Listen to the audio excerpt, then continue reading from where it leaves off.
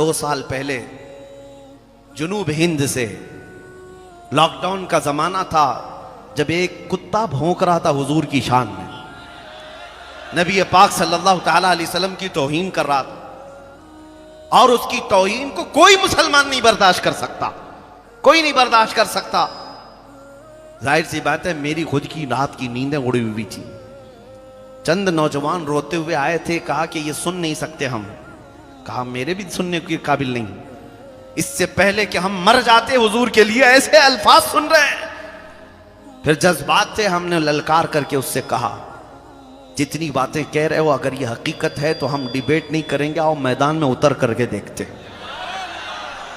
मैदान में उतर करके देखते। ये वाकया आपको पता होगा, 2 साल पहले, साल गुजर गए, 2 साल गुजर गए, कुत्ते का कोई नामो निशान नहीं, खत्म हो गए। भौंकने वालों को साइड लगा दिया गया। जो भी हालात हुए, हम तो पहुंचे थे दिल्ली की जामा मस्जिद भी, जिसको ये शक था कि जाएंगे कि नहीं जाएंगे, हम तन्हा पहुंचे थे। मैं आपको बताऊं, यही लिबास है मेरा। एक चीज मैं बताऊं, हमारे जाने से पहले 1 रात पहले पूरी सिक्योरिटी लगा दी गई, किसी गेट से ये मस्जिद के अंदर ना आए। लेकिन जुमा के वक्त 12:30 बजे ऐन जुमा की अजान के बाद मैं अंदर दाखिल हुआ। मेरे आगे पीछे सारे लोगों की चेकिंग हो रही थी, मेरी कोई नहीं हुई। हम तो पहली सफ में जाकर बैठ गए थे जुमा के बाद। उसके बाद थाने वाले लेकिन मैं ये सिर्फ तजुर्बा बता रहा हूँ आपको, हुजूर के लिए अगर खड़े हो तो अल्लाह की मदद कैसे होती। 12 घंटे तक बिठाया और कुछ लोगों की तफ्तीशात हो रही थी कंटिन्यू। उन्होंने पूछा किस टाइम पे आप अंदर गए थे? कहा 12:20 पर। कहा क्या ऐसे ही लिबास पहन के गए थे? कहा आप तो वहां से सीधे यहाँ लेकर के आ रहे हैं। एक दूसरे का वो मुंह देख रहे थे। कहा हम तो ड्यूटी पर तैनात थे लेकिन हमने देखा नहीं।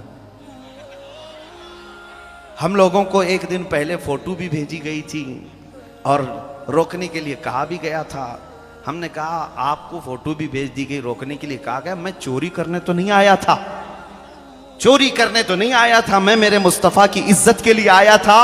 सुनो, आज तुम्हारी नजरों में बच गए होंगे या तुम्हें नजर नहीं आए होंगे, हमारा तो अकीदा ये है कयामत का मैदान भी होगा, ढूंढा ही करें सदर कयामत के सिपाही, ढूंढा ही करें सदर कयामत के सिपाही, वो किसको मिले जो तेरे दामन में छुपा हो।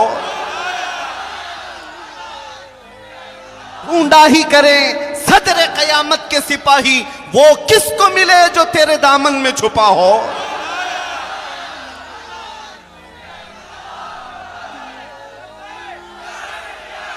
कोशिश करना तुम्हारा काम है, पाए तकमील तक पहुंचाना मेरे रब की शान है। 50 लोगों में पुकारी हुई वो हमारी आवाज थी, जिसको दुनिया के चप्पे चप्पे तक मौला ने पहुंचाया। लोग अगरचे ये समझते हैं कि सोशल मीडिया का दौर है इसलिए पहुंच गई होगी। सोशल मीडिया में हजारों लोग भरे हुए हैं, यही आवाज क्यों पहुंचाई गई? और भी हैं, ये आवाज क्यों पहुंचाई गई? मैं अपनी तारीफ के लिए नहीं कह रहा, दिल से जो बात निकलती है असर रखती है, पर नहीं ताकते परवाज मगर रखती है, उड़ करके जाएगी आवाज। कभी ये मत देखना बड़ी कॉन्फ्रेंस में बोलूंगा, बड़े मजमे में बोलूंगा। हम तो 50 लोगों के मजमे में उस कुत्ते को ललकारे थे और दूसरे दिन सीधे जाकर टैग हो गया और चुप भी गई बात। ऐसा लगने लगा कि हमने दुम पे पांव रख ही दिया, उछल कूद शुरू हो गई थी। आपको पता है, मैं ये तजुर्बा इसलिए अर्ज कर रहा हूं, कभी अपने आप को तन्हा महसूस मत करना। तुम जिस मैदान में भी हो, अल्लाह के रसूल तुम्हारे साथ है, अल्लाह रब्बुल इज्जत की शान है ये।